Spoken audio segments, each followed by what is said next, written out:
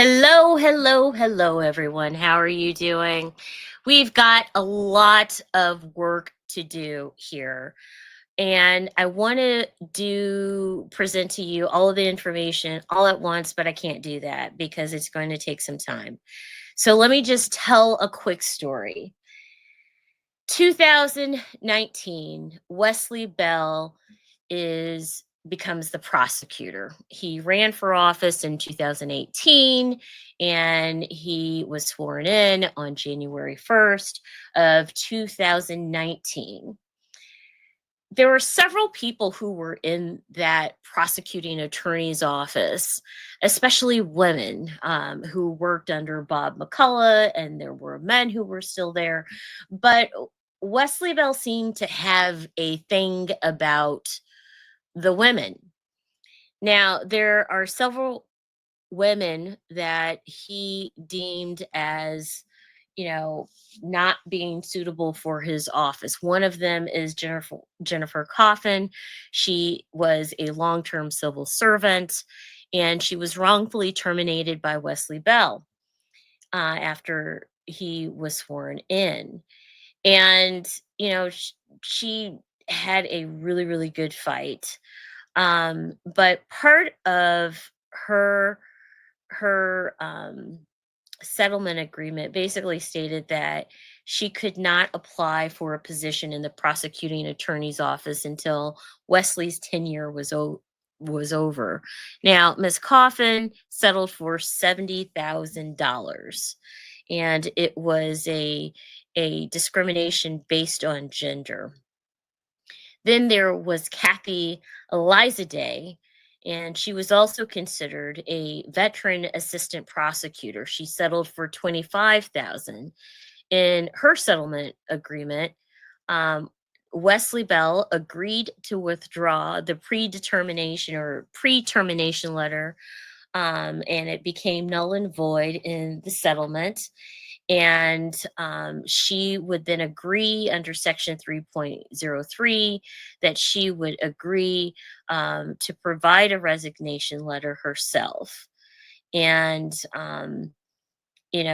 Wesley had to sign a letter that basically stated, "Thank you for your many years of service," et cetera, et cetera. And then Section 3.06 of the settlement agreement states that the employee shall not apply for or attempt to apply for a position in the prosecuting attorney's office unless invited to do so. Um, and Miss Elizaday said to our daily paper that she had no idea what they were talking about. She said, of Bell's reasons. Obviously, the county counselor's office found there weren't grounds because they withdrew the letter and paid me. So you have two previous women. There are other women as well who left the office. They did not sue for discrimination based on gender, but they did leave the office.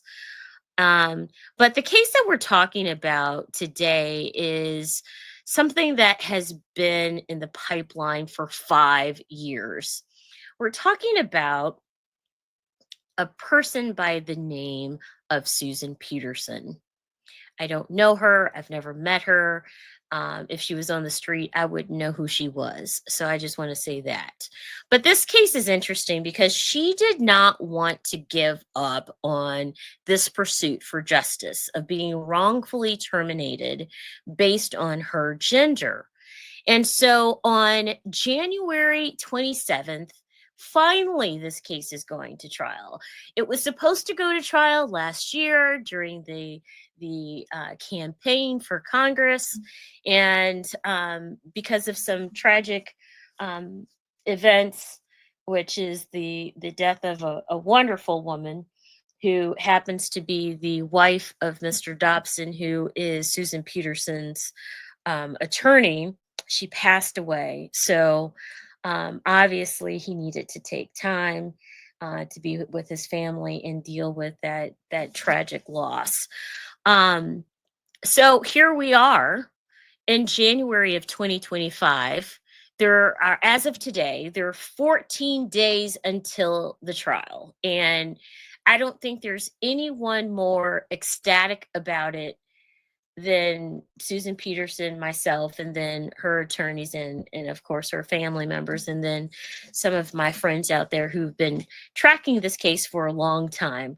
I mean, we're going to be in the front row just listening, because allegedly there are all kinds of things that happen with Wesley Bell and how he's treated women over the years that's going to come out. Allegedly, there are a bunch of things that are going to come out. And I'm not the one to talk about it because I promised that I wouldn't. So, in any case, last year, let's see if I see this correctly. Last year on January 29th, 2024, the deposition of Wesley Bell was taken. Now, let me tell you, he did not want to be deposed. He resisted being deposed because he did not want to get caught.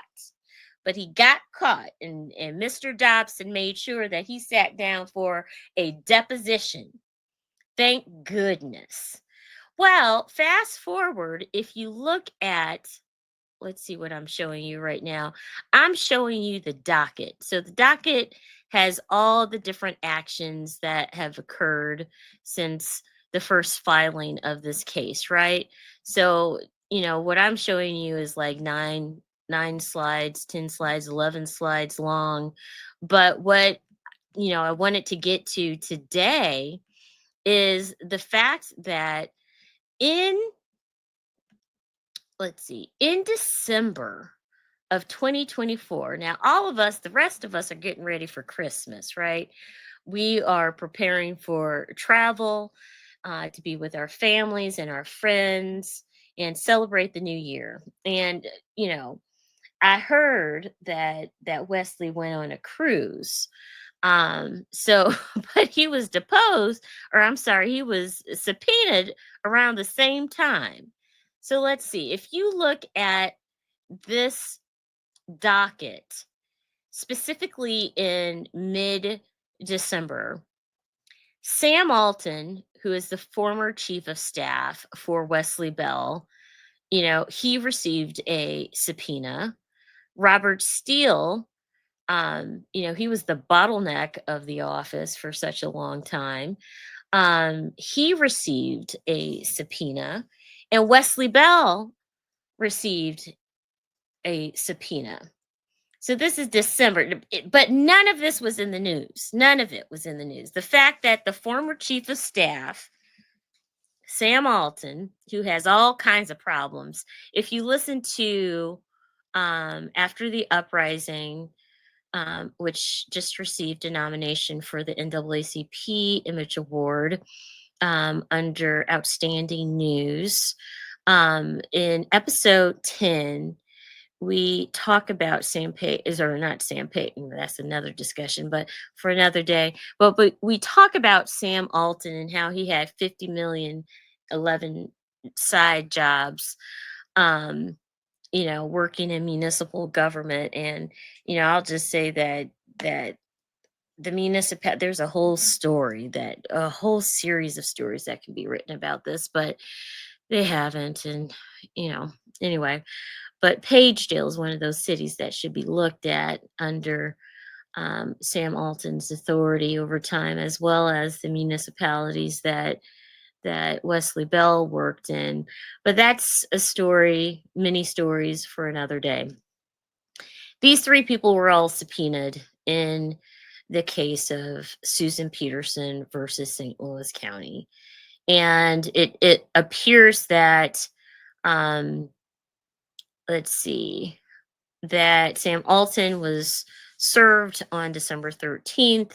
Wesley Bell and Robert Steele, they were both subpoenaed on December 16th of 2024.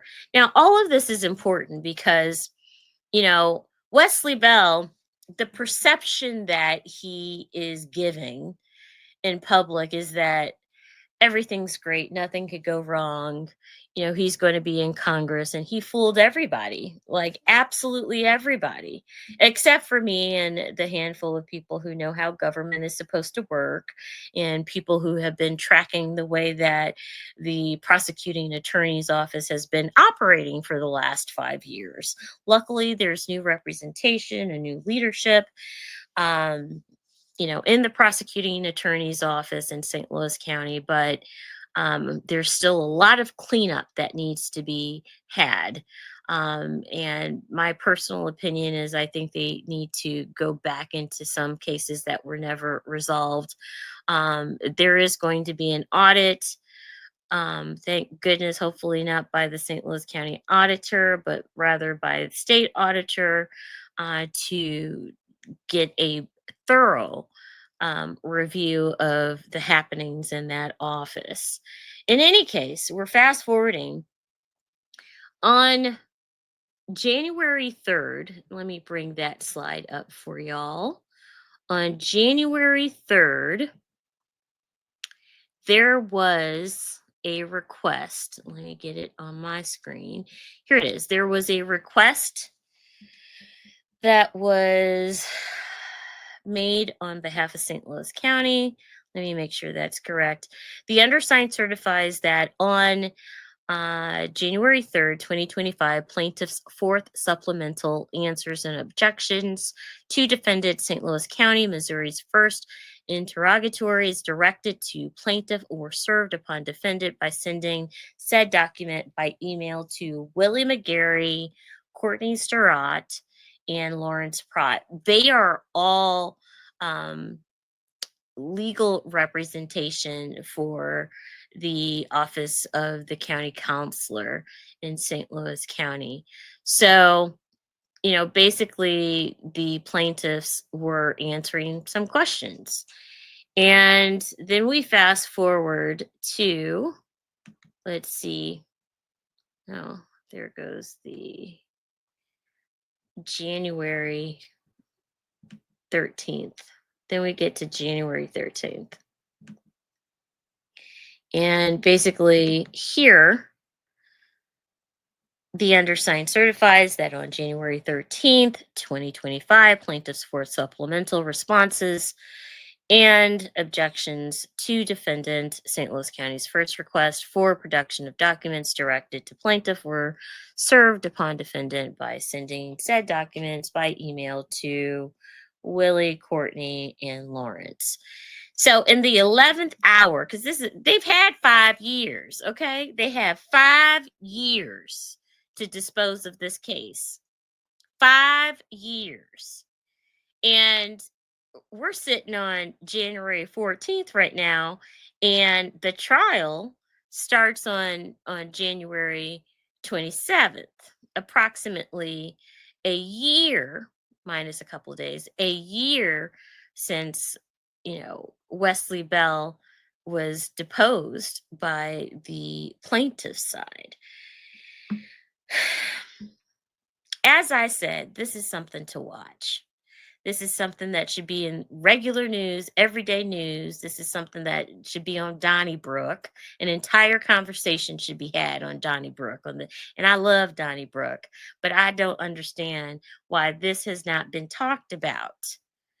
And thankfully, the only person that I'm aware of, and I could be corrected, of course, but the only person I'm aware of who has written about this is Joe Holloman at the Post-Dispatch. And, again, if you go to, let's see, if you go to this docket and you look at the dates of certain things, you'll just see that, there was a resistance from, I think that art, and I'm not looking at that article. Let me look it up actually. I'm not looking at that article right now. It is in STL today. But I think that Joe Holloman was there was a person. Oh, it was me. There was a person or several people who Wesley Bell, I think, slept with in his office. So Wesley Bell, let me look this up and then add my name, staff. And I ended up making the comment, well, you can't just like sleep with your staff. Like, how many elected officials sleep with their staff? Like, that's not a cool thing at all. And apparently, um, oh, let's see. So there's a March 21st article, and I'm just glancing at it. Oh, yeah, it's March 21st in Holloman's Political Fix. And the headline is Wesley Bell dogged by questions about hiring and firing practices. And attorneys for St. Louis County, I'm reading for the Post Dispatch. Attorneys for St. Louis County who represent Bell's office in a discrimination suit lost twice Wednesday in circuit court, meaning Bell's office will have to answer questions it had hoped to dodge and also will have to go to court next month instead of next year. Meanwhile, former state legislator Maria Chappelle-Nadal, that's me, is slamming Bell for employing Sam Alton as his chief of staff, resurrecting Alton's arrest in 2011 on charges of domestic violence filed by Alton's. Let me tell you, I've done so much research on Sam Alton. Like, that's a good picture. Whoever took that picture of me. But let's see. So okay, here it is. As of Wednesday's court hearing, which was held behind closed doors, Circuit Judge Bruce F. Hilton ruled that a person in Bell's office, Bell himself, according to Chappelle Nadal, would have to answer deposition questions about sexual relations occurring between a supervisor and multiple subordinates in Bell's office. The genesis of Wednesday's hearing was a deposition taken in January in a discrimination suit filed October of 2020 by long-term prosecutor Susan Peterson. So the deposition taken in January, as in January 29th, which we know is Wesley Bell, no date has been set for the new deposition hearing ordered Wednesday by Hilton, said Jerome Dobson, Peterson's attorney. And here we go. Although court records have redacted the name of the person who refused to answer the questions, Chappelle Nadal called out Bell on X. I strongly urge Wesley Bell to stop sleeping with subordinates let's see, this thing keeps moving. Or is this?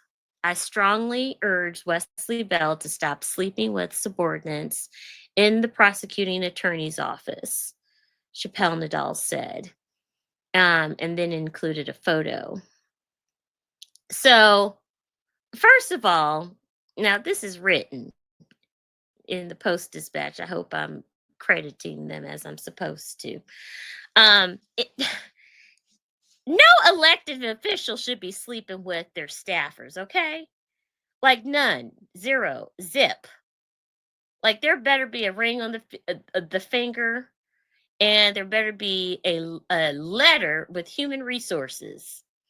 By the time you are sleeping with somebody, okay? How on earth is it okay for an elected official to sleep with their staffer? That's what I don't understand. So as Wesley Bell has been dodging all this conversation, this lawsuit, I mean, he was so elated. You won't believe how happy he was when he did not have to go to trial last summer. He was so happy. But he's already sworn in as a congressman. And now he's going to have to come back home for this 5 year in the making lawsuit based on discrimination on somebody's gender, wrongful termination. Now, what does that look like? How are you going to be? And then all kinds of things are allegedly going to come out. I mean, basically, he looks like a Matt Gates. He's like, or a Diddy too. Now, that's what I've been saying. He's going to end up being a Diddy too. Now, I tell my friends, it's probably 75% similarity, not 100%. But sure enough, allegedly, from what I've heard, all the interviews that I've done and what people have said, he's 75% Diddy in Congress, trying to represent the people, the good people in the first congressional district in St. Louis, Missouri. What's that going to look like? And nobody is reporting on this. Nobody. It's just it's astounding. The silence, the crickets. You have an elected official sleeping with their staffers, running for office, manipulating like people's emotions and all this other kind of stuff, because I do believe it's in a voting is emotional. um because we all want to vote the way of our hearts and the way of our lives, but he fooled all these people in St. Louis and ended up being Matt Gates, Diddy number 3 in Congress. Literally. And you're going to start off your time in Congress with the discrimination and it's not the first one. That's the thing. It's not the first one. Anyway, we're going to return to this. We will reconvene on this conversation about Wesley Bell and his trial that starts on January 27th. But I just wanted to start today. I'm playing with these new toys, these technology toys, and having fun with it. But hopefully, you'll listen to me. And if you don't, it's okay because I just do this for fun. This is my hobby to talk about Wesley Bell and, all the things that he's doing or not doing. But I do hope that there is a thorough audit of that office in the last 5 years. And I do hope that some cases are reopened that were never solved. And if you want to know why I have so much angst, you should really listen to After the Uprising, the podcast that you can find on iHeart, Spotify, Apple, wherever you get your podcast. After the Uprising, season 2, which I was a host and producer of. And we continue to do our work and investigatory work. And we were also honored by our second nomination by the NAACP Image Award group of people who make decisions on news and podcasts and movies and artists and all kinds of things. It's an honor to be in that place again and to be part of it. I am committed to talking about Wesley Bell in St. Louis County, Sam Page, Dragon Days, all of them. And the more I practice at this, I'm sure I'll get better at it. So please excuse me for any of the mistakes that I've made. Um, I am learning how to do this and I'm doing it for fun. So if you want to listen, that's great. If you don't, that's fine. But you have a good day. Be blessed. Be blessed. And drive carefully, please. Just please drive carefully. These people are crazy out here.